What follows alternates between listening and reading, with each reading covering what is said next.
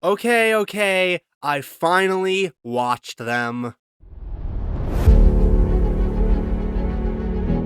Hey guys, Caleb here from CDBS Studios, and we are a few weeks away from the release of the MCU's most newest TV show releasing, Daredevil Born Again. And this show is had a lot of drama behind the scenes. It was gonna be its own thing with just reusing Charlie Cox and Vincent D'Onofrio, and then it turned into a continuation of the Daredevil show from back in the day. And I unfortunately am part of a group that had never actually seen the original Daredevil show at all. So I figured with Daredevil Born Again on the horizon, last year was the perfect opportunity to go back and watch the show for the first time. And I figured because of just how the Defenders Saga works, I went ahead and watched all 6 shows and all 13 of the different seasons. Now, I'm going to be honest, most of the shows I had actually not seen. I think the only thing I remembered through the marathon was most of Jessica Jones I had seen, and then a couple scenes of Daredevil and Punisher here and there.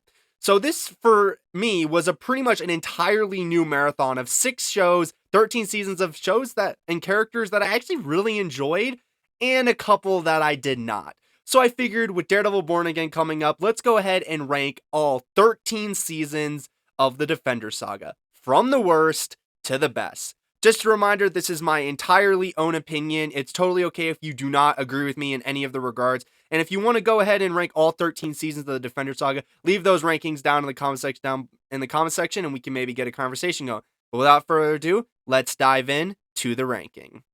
Starting off the list at number 13, my least favorite season was The Defenders Season 1, and, well, the only season of The Defenders. The Defenders as a whole is set up to be the Avengers movie for the street level heroes they set up in the Defender Saga. It's Daredevil, Jessica Jones, Luke Cage, and Iron Fist teaming up to go against the Hand, which first off is one of the big problems I have with this season in general. The Hand is one of the least interesting villains in this entire saga, let alone this show. The Hand serve as the main villains for 3 of the 13 seasons. Daredevil Season 2, The Defenders, and Iron Fist Season 1. And in all 3 cases, they are the worst part of the season. But so when you bring it into this season, the Hand are just some of the most boring villains out of the entire saga, and it just makes watching this show feel so uninteresting because I'm watching heroes try to take down villains that I don't have any emotional attachment to. And it kind of goes the same for most of the heroes as well. Daredevil alone is carrying this show with his humor, his humanity. In fact, he's one of the only characters in the show that has an actual connection to the Hand. So there's all that. And with all the characters, I'm not saying they're bad, but they're not the best part of the season at all. And then you tack that on with some really bad stuff, like they bring Elektra back just to be a silent assassin for the entire season. They have a bunch of weird things that kind of they do in this season, but then completely forget about in later scenes. Like they get Misty's arm chopped off and then they just completely ratify that in Luke Cage Season 2. This season as a whole just feels like they were trying to make the Avengers for the street level heroes, and they just missed everything that made the Avengers so good. I will admit, though, this is not the worst season of television I've ever seen. There are enjoyable moments throughout it, and there, like I said, some great moments here and there with Daredevil, even some of the good stuff from, like, Misty, Colleen, even Foggy and Karen actually got laughs and smiles out of me. But as a whole picture, I think this season was one of the few times this entire saga where I genuinely considered not finishing the season because I just lost all interest in this season pretty quickly. But I will give it this. It is not the boringest piece of TV I've ever seen, so it at least is not like the 1 out of 10 experience. It at most is maybe like a 2 or 3 out of 10. So there you go, Defenders. At number 12, I have Luke Cage Season 1. And Luke Cage was gearing up to be probably one of my favorite things in the entire Defender Saga. As once I got into this season, it was like the 4th season in the marathon. So I got into it, and those first 3 episodes I was really, really enjoying. Luke Cage was one of my favorite parts of Jessica Jones Season 1, so he was a lot of fun. And they introduced us to Mahershala Ali playing Cottonmouth. And he is such a cool villain. He's setting up to be on like the same level as Kingpin, having his hands in all of these different cookie jars. He can kind of manipulate everything, and he was gearing up to be a really, really good villain. and then Mariah kills him. And instantly I lost all interest in the entire show because the second Mariah kills Cottonmouth, they leave a hole in the show where a villain should sit, and Mariah never fills that slot for me. She just is annoying, and just her motivations never really aligned for me. And I honestly was then thinking like, oh, am I missing where a villain is supposed to fit? But there's no other villain to fill that spot. Shades is just a kind of window dressing henchman kind of character who doesn't really do anything interesting in this season. And then it feels like the show itself doesn't think Mariah is an interesting villain because it just brings Diamondback in for the back half of the season. And to be honest, Diamondback's not even that interesting of a villain. So this show just kills its only good villain in the first like 3 episodes. And then it never fills that hole. So the entire rest of the season feels like it has no stakes whatsoever. So, unfortunately, I can't put the show any higher because I feel like every other show at least has an active villain. So, unfortunately, I can't put Luke Cage Season 1 any higher, but it does beat the Defenders for me because at least for a couple of episodes, it had an interesting villain, which is better than the Defenders could ever hope for. So, good job, Luke Cage. At number 11, I have Iron Fist Season 2. And this season was a massive step down from the first season for me, as this season as a whole took most of the things I enjoyed about Iron Fist Season 1 and kind of threw them out the window for Season 2, as they kind of weirdly, they flip Joy and Ward for some reason for me. Like, I'm not gonna lie, in the first season, which we'll talk about later, Ward is like my least favorite character in the show, and Joy was one of my favorites. And this season, they flipped. Joy is like butchered and becomes one of my least favorite characters this season. And Ward suddenly became my favorite character in the whole show. So, I don't know how that happened. Davos is just a completely weird villain that I liked kind of what they did with him in Season 1. But in Season 2, they kind of try to add all these layers to him. And it just kind of doesn't really work because so many of the layers are just, oh, he's mad at Danny because he's the Iron Fist and he's not even from Kunlun. That's like what you can boil down Iron Fist Season 2 to. But I will give it this. There are some good aspects of the season. I think everything with Colleen is done amazingly. She's one of the best characters in Iron Fist in the whole show. And this season is just so good with her character. Like I said, Ward is a lot better this season for me. And there's a lot of actually interesting ideas this season. They kind of ditched all of the like martial art kind of business stuff they were doing in the first season, and this season was kind of more or less like more about the Kunlun and backstory, more about learning about Iron Fist and all the kind of things that go with that. So it's a really interesting season, and it also gets a lot of points because I actually really was shocked when they gave us a cliffhanger ending because I wanted to see where the show went next. But unfortunately, we don't live in such a reality where Iron Fist got a season 3. So there's a lot to enjoy about Iron Fist Season 2, but there's also so many problems to the point where I can't put this season too much higher on my list. So unfortunately, Iron Fist takes the number 11 spot, but I will say, it is an enjoyable season of television, so it at least gets that. At number 10, I have Luke Cage Season 2. This season is a massive step up from the first season for me for a couple of reasons. First off, we finally get a villain to fill that hole that I said we were missing. Like I said, Mariah, Diamondback, and Shades never fill that hole in the first season. But this season gives us Bushmaster, who actually fills that villain role, who actually is a really cool villain. I think there's a lot of fun things they did with him.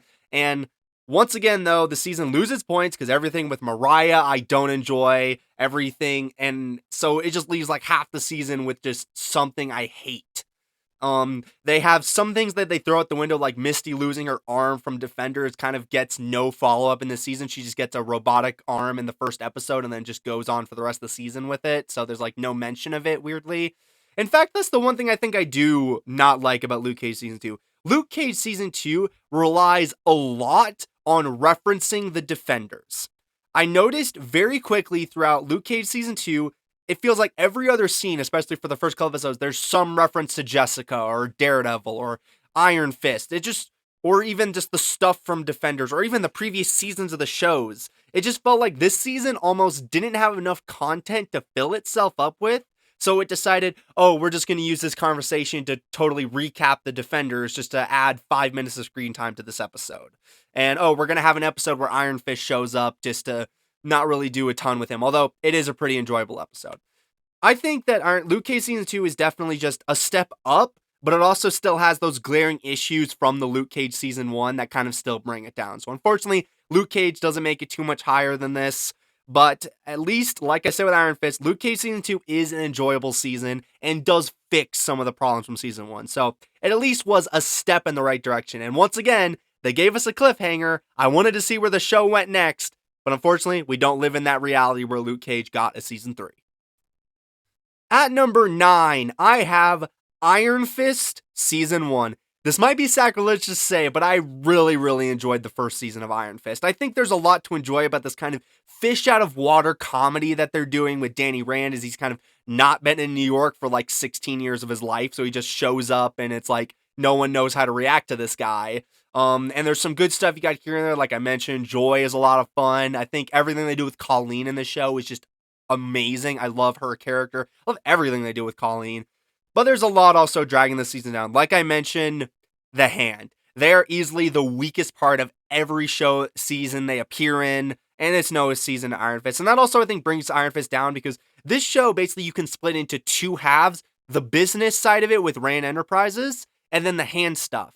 So everything with the business stuff I really enjoyed. Everything with the Hand I don't. So you kind of drags that down, especially when there's straight up episodes that fully dedicate itself to being like when they're at the Hand compound for like 2 episodes. Like that really drags down the show is those episodes. But the show has enough enjoyable things about it. Like also, like I mentioned, characters. The action is actually really cool and choreographed well. Characters. This show is so hard to enjoy because I think it's a perfect middle of the road show where half of it is really good. The other half is really bad and drags it down. So Iron Fist season 1 makes kind of like the middle of our list because it's like the perfect middle ground for basically all of the shows out of all of them. So there you go. And that might be sacrilegious to say that I enjoyed Iron Fist, but I'm sorry. I enjoyed it more than Luke Cage and the Defenders. Shoot me.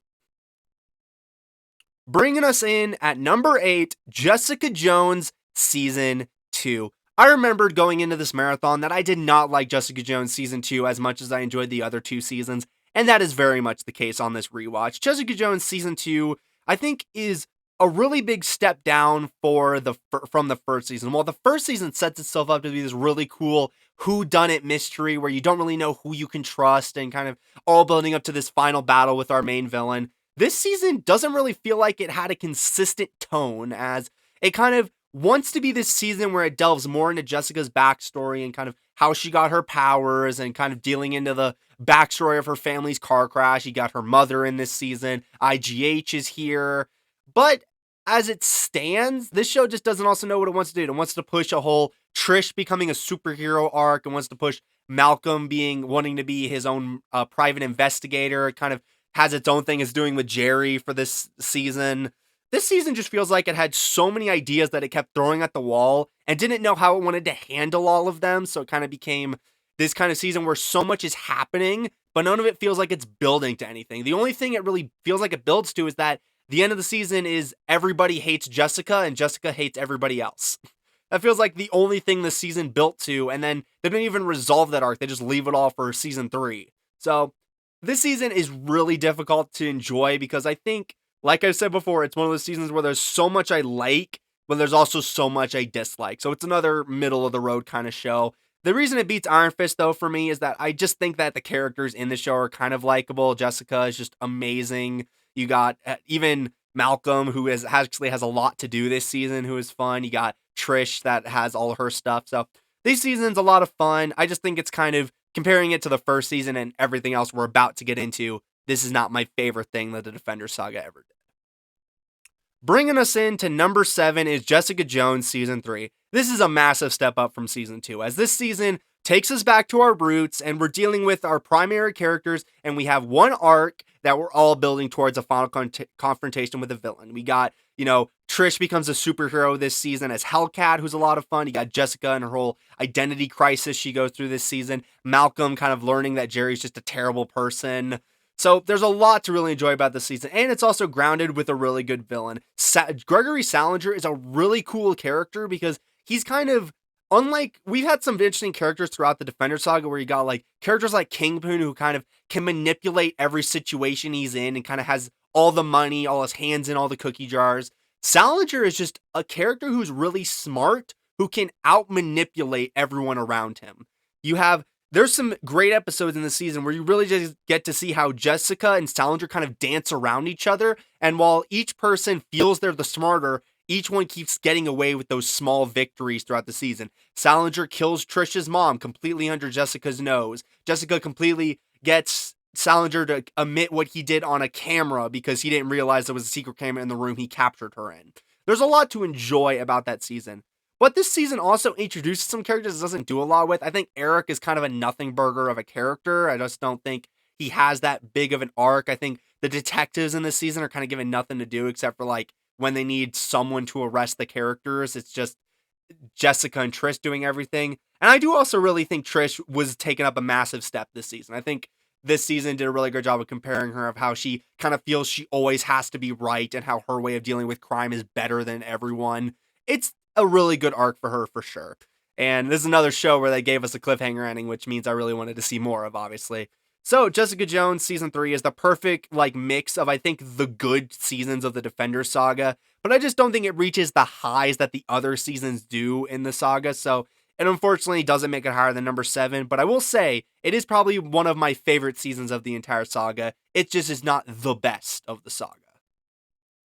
At number 6, I have The Punisher Season 2. And this is now when we're getting into those seasons that are like the 8 out of 10 all the way up to 10 out of 10. These are the top tier seasons that I think have very little wrong with them. And The Punisher is just such a good season. While it's a step down from the first season, this is still a really enjoyable time. You got Frank Castle and the relationship he forms with Amy. You got Madani, Curtis. It's all really, really fun. And then you also have Pilgrim coming, not Pilgrim, Billy Russo, Jigsaw coming back for this season, and he's just amazing. Everything involving his story is 10 out of 10, and I would not change a single thing. It's just amazing every time Billy Russo shows up on screen. You know bad stuff is about to happen. Where this season loses a bunch of points for me is mainly with Pilgrim. I just think he's kind of not that interesting of a character, and to be honest, calling him a villain for this season felt kind of weird because he's not in a majority of this season. Like, the only things he really does in the season is he's part of like the first 2 episodes, which are all about Frank outside of New York. And then once he returns to New York, we're dealing with Billy Russo up until like the last 3 episodes where all of a sudden Pilgrim re-shows up and he kind of becomes like a villain once again, trying to once again hinder the heroes, which just feels weird because even when you actually examine his story across those last 3 episodes, it's not that interesting. So this season unfortunately loses a lot of stuff because especially in those last 3 episodes, we're taking time away from the Billy Russo plot to deal with Pilgrim, and he's just not that interesting. So this season loses a lot of points for that, but overall, it's still really, really enjoyable. And I think, once again, The Punisher is just shown to be one of those amazing shows, and it really do hope that if Daredevil Born Again does really, really well, maybe we can get a renewal of The Punisher show, because I would love to see more Frank Castle, because he is just amazing of a character. Speaking of The Punisher, coming in at number 5 is The Punisher Season 1. This show I was not expecting to enjoy as much as I did. I enjoyed Punisher in Daredevil Season 2, and he was just so amazing. And this show just keeps that up. John Bernthal plays this character with such malice, and it's so, so good. And then once you pair once you pair Punisher with Micro, that just makes the show so, so good. Micro is my favorite character from The Punisher, and he is just amazing. He's just a delight. Plus, you pair that with this whole season dealing with the Castle family murder, which was alluded to in Daredevil, but not really explored fully. So it was really nice to get a full in-depth breakdown of what happened to Frank's family, and kind of we slowly get to learn the more and more pieces of who did what and kind of what built to the final reveal that it was Billy Russo that orchestrated the thing. And you got that final fight sequence at the carousel. Pair that with all the other characters this season. You got Madani, Curtis. Everything about The Punisher is so, so good, and easily is probably one of the best things to come out of not only the Defenders Saga, but the entire MCU as a whole. However, it just does not beat the other shows in this season, in this saga, because while Punisher is great, I do think there were a couple episodes here and there that kind of struggled with pacing a little bit, so that I kind of felt a little tired during those episodes, or I was kind of getting a little bored. So it unfortunately does not make a 10 out of 10 across the board. but it is still a really, really enjoyable season. And if you have not ever had the liberty to check it out, I totally would recommend finding a way to watch it because it is so worth a watch if you can get through those couple episodes that are maybe a little rough around the edges.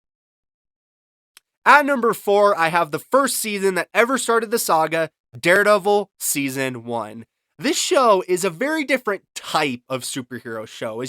When you think like the Marvel Disney Plus shows, it's always this upbeat, lightheart kind of series where you've got the characters and they don't really be superheroes except for like the final episodes and stuff like that. But this show is kind of this film noir kind of series where you've got Daredevil slowly kind of working up as he's kind of doing all these street level crimes until he eventually figures out about Kingpin running everything. You've got all the other little stories he goes on. In fact, the season probably is one of the most inconsistent, as has probably like 5 plot lines going on, but eventually narrows down to just one by the finale, just being Kingpin. But all of those plot lines, I think, work because they all are actually leading to that final battle. As some of the other Disney Plus shows that I've talked about in previous always have that problem where it feels like they either have too much going on that doesn't contribute to the overall story, or they just don't have enough going on. This show has so much going on, and it all ties back to Kingpin, which is why it works. Plus, you pair that with the phenomenal casting. You got Charlie Cox as Daredevil, who is just born to be Matt Murdock. You got Vincent D'Onofrio, who's a phenomenal Kingpin. Plus, you got all the other characters in there. Karen, Foggy, you got Ben Urich this season. There is so much to enjoy about Daredevil Season 1. However, I just don't think it's my favorite season of Daredevil. It is a phenomenal season. In fact, I love how they saved giving Daredevil his iconic outfit to the final episode. That's just such a good idea. This season in general is one of my favorite pieces of television I think I've ever watched. I just think that there are obviously 3 other things I think are better than it. And unfortunately, they beat out Daredevil, and it makes it, unfortunately, number 4. But it is still a solid 9 out of 10 season for me. It is just so, so good. Taking home the bronze medal at number 3 is Daredevil Season 2. I know this is an unpopular opinion, but I liked Daredevil Season 2 better than Season 1. Season 2 is a little bit more of that classic superhero type show where you got our character is now established, so we got Daredevil running around solving crimes, and then you actually pair that with a bunch of other cool stuff. This season is split into 2 different plot lines. You got all the stuff with Frank Castle, Punisher, with the trial and all that, and then you got all the stuff with Elektra and the Hand, which, like I said, the Hand is the worst part of the season, but I think it's that part of the season is less about the Hand in a lot of cases and more about Matt's relationship with Stick and with Elektra, which I think is a great way to explore characters that either weren't in the first season or characters that weren't in enough of the first season. Because Stick is a really interesting character, and his relationship with Matt and also with Elektra is really cool when you bring her in here. And then you got all the stuff with Frank Castle, which is just a phenomenal side of the show. You got how Frank Castle and how Punisher and Daredevil kind of butt heads about how they're dealing with crime and how which way is right. And then once Frank gets arrested and he goes on trial, Matt is the one who's defending him. So you got this whole lawyer comedy kind of thing where law room kind of thing where you've got the characters trying to defend Frank Castle when it's obviously pretty much impossible to do. So overall, this season is really, really good. I did have to take some points off for the Hand though. But other than that, this season is phenomenal. And once again, if you have not gotten a chance to see Daredevil Season 2 or just any of Daredevil, go back and rewatch it because it is so, so good and so worth a watch if you can find it. But let's bring it in to our top 2 picks. At number 2 is my first 10 out of 10 perfect would not change a thing season, Jessica Jones Season 1. I was not expecting to enjoy this as much as I did. Of course, I mentioned I'd seen bits of this season, but when I remembered going into this saga, I remembered Season 1 of Jessica Jones was the one I had watched the least of. I had seen a lot of Season 2 and 3. I had not seen a lot of Jessica Jones Season 1. And watching the season, I'm so mad that I completely forgot everything about it. In fact, it probably made my viewing experience so much better because this season runs with that full idea of you do not know who you can trust. Kilgrave's power is that he can just manipulate anybody and that he can make them do whatever he wants for a certain amount of time. So there's always this nice reveal of we don't know if we can trust a character or if they're just being manipulated into helping Jessica because Kilgrave wants to get her into a certain place. And Kilgrave is just played phenomenally by David Tennant, a phenomenal 10 out of 10 casting that I would not change anything about. And then you pair that with all the great stuff this season. You got Trish, Jessica. This is one of the few pieces of media I think I've ever watched where I would not change a single thing in every minute of television, every second from the first time I clicked the play button all the way to the final credits was such a treat. And honestly, the only thing about the season that maybe dragged me down is I just don't think Will Simpson was handled very well. But other than that, this season across the board does everything right. And it was the thing that kind of sparked that and Daredevil season 1 was the true two things that sparked my watch of this entire saga. And honestly, it led to me having some of the best experiences I've had of my entire life. But as you probably figured out by now, there is one thing that is better than Jessica Jones season 1. And I'm pretty sure most of you are going to know what that thing is by now. So let's get into it. Coming in at number 1, my favorite season of all 13 of the Defenders Saga is Daredevil season 3. This season is another one where I think from the first second I clicked play on it to the final credits at the end, I loved every second of. There is not a single thing about this season that I would change. I was a little nervous going into this season, as of course with the whole cliffhanger they left us on at the end of the Defenders where Matt actually survived getting a building dropped on him. But this season somehow uses that to tell such a rich story of Matt not believing he can be Daredevil anymore. And you pair that with bringing Kingpin back again as the main villain, who is just a delight. Because it once again brings us back to the thing I loved about the first season, which is you don't know who you can trust. As Kingpin has his hands in all of the cookie jars, and he can basically do anything he wants. In fact, there are multiple moments throughout this season where you think that they're about to get to the point where they can bring down Kingpin, and then all of a sudden, a character they trust turns on them, and it just feels real. Like there's a whole sequence this season where we feel like we're about to bring Kingpin down. We have the police captain on our side, and then it's revealed he's working for Kingpin, and all of our plans go out the window. It's so good. And you pair that with also Point Dexter, who is amazing, plus all the other stuff, like I said, Karen, Foggy, Matt, everything about Daredevil season 3 works and is easily one of the best things I've watched out of everything. In fact, it probably beats 95% of everything in the MCU, and it's one season of television, and that's powerful. So that is what I enjoyed the most out of the entire Defenders Saga. So there you guys have it. That is my ranking for all 13 seasons of the Defenders Saga. Sure, the saga might have been rough. Not every season was phenomenal, and I found myself in a couple places throughout the marathon where I kind of debated quitting, but it's so worth it, man. If you can get through those couple seasons that really drag, there are some phenomenal pieces of television in this season. In fact, some of the best things in the entire MCU exist here in the Defenders Saga. And it honestly just makes me so excited that these are actually getting integrated into the MCU. My hope is that if Daredevil Born Again does really well and everyone loves it and we love our return of the characters, I would love to see a renewal of a ton of these shows. Give us a new season of Jessica Jones. Give us a continuation of Luke Cage and Iron Fist. Do a new Defenders, do like a Defenders movie or something to bring these characters back together, but do it for the big screen. I think there is really big potential with the Defenders, and it's honestly sad that I have gone this long without seeing any of them because it's really hard now that I've seen so many of these and I've grown to love these shows as much as I have. And in fact, now that I have seen them, it makes me even more excited for Daredevil Born Again more than I was before. So without further ado, I want to thank you guys all very much for watching. If you guys enjoyed the video, make sure to leave a like and subscribe down below. And once again, tell me your ranking. What is your ranking of the 13 Defender Saga seasons from the worst to the best? And if that's too hard, just give me a couple of your favorites and some of your least favorites. But without further ado, thank you guys all very much for watching, and I hope to see you guys all in the next one. Bye, guys!